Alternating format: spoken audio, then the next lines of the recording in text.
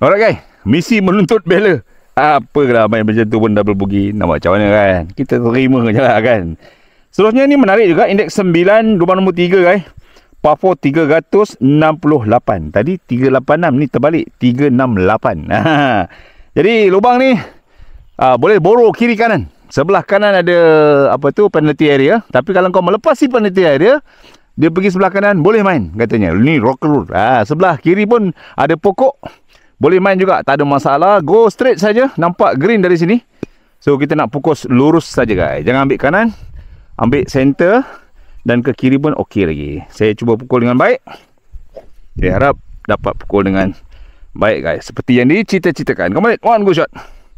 Mana-mana satu, lembut-lembut, manja-manja. One good shot. Yes, okay. Nice, looking good. Ada bang selamat. Alright guys, saya di tengah fairway. Green lebih kurang 100 meter lah lebih kurang 110 yard macam tu. So sebelah kanan ada rough ni. So kalau kita landing sebelah kanan agak keras sedikit katanya. Jadi memang elok main sebelah kiri. Ni pemandangan tee box sana. So kita cross pokok, pemandangan tee box sebelah kanan yang saya sebut boleh borrow tadi. So kita tengok pukulan saya.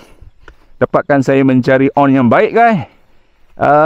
Dengan distance 100 meter. Alright. Okay, second shot saya lebih kurang 96 meter. Saya adjust tadi. Pin di depan.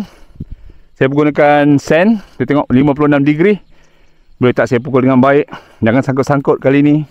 Sempurna, manis saja. Landing di depan-depan pin, insyaAllah. Come on, one go shot.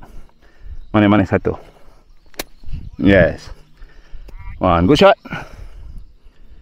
Mana-mana satu lagi. Yes, come on baby. Sit, breathe, sit. Yo, tak on. Tak on lah, aduh. Depan collar. Alright guys, ini dia keadaan green. Keadaan green sebelah belakang green ada bunker guys.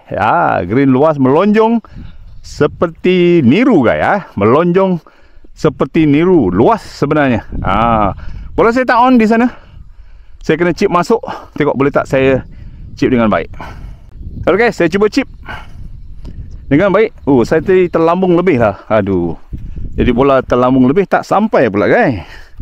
So green kat sini rough ataupun collar di sini depan-depan green dia bite guys. Dia gigit tebal So bola akan stop. Bola saya stop tadi kat sini. So boleh tak saya chip dengan baik. Cuba mencari par sekarang. Tak saya chip dengan baik. Chip pertama. One. Yes. One good chip back. Tak cukup. Tak cukup. Kuat lagi sikit. Takut.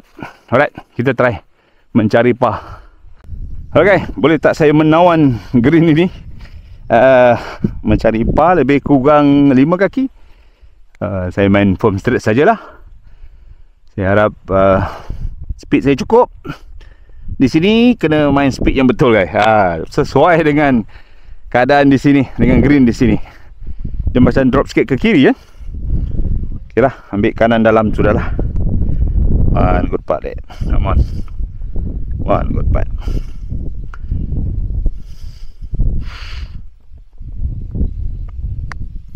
Buka sikit. Aduh, bogey guys.